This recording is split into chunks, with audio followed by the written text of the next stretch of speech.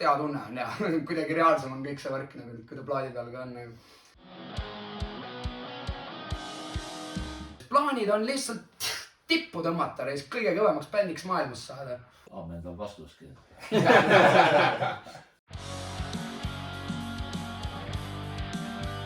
Rahvahääletus. Demokraatia, jah. Bändi hääletus oli. Tabel kokku, igaüks pani oma punkti luudele, mis tahavad ja võtsid need. Ja need, mis olid juba salvestatud, need me lihtsalt ei pandudki sinna nimekirja.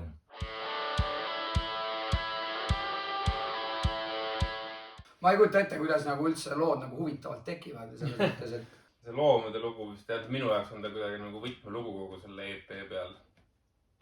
Nagu seob kokku selle pungi ja rocki poole. Ja pluss kogu nagu, ütleme, selle bändi sõnumi idee on ka, nagu seal loomad koos on, noh, võtab kokku täpselt selle kõik hästi.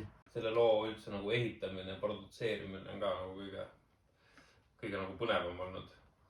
Et just nii-öelda see stuudioversioon sellest. Räigelt kaif on selle mängida ka, kuradi. Jaa. Fucking konkreetne astumine lihtsalt.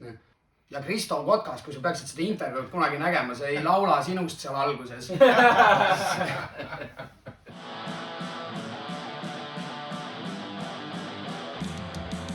Järg küsimus palun. Ei kommentaari.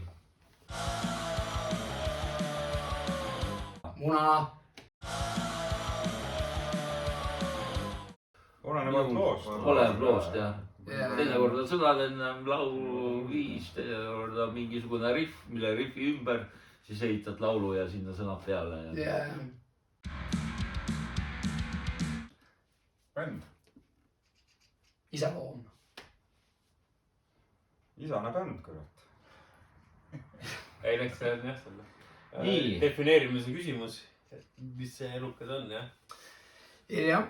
Ei, see on tegelikult, see on räigelt hea küsimus iseenesest, nagu ta võtab kogu selle bändi idee kokku nagu... Elu. Kas? Ja kas on või ei ole? Mis elu see on?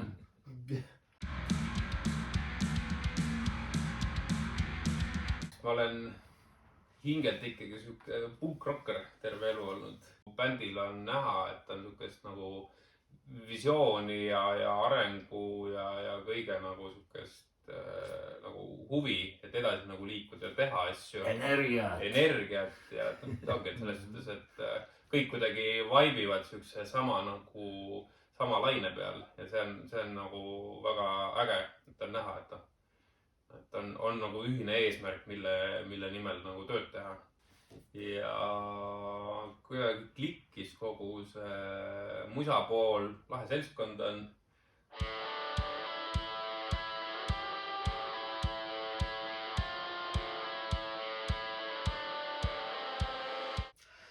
Jaa, ma arvan küll, jah.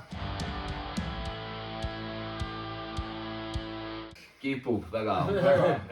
Kogu aeg peame kärpima sulgesid.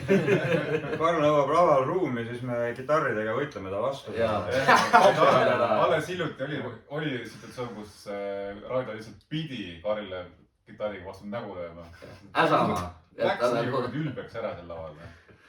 Ja minul oli suke situatsioon, et Karli Mikker jäi mul kitarri pingutite kõige kinni ja siis ma mõtlesin, ma tõmban, et Karli sellega Mikkeri käest ära.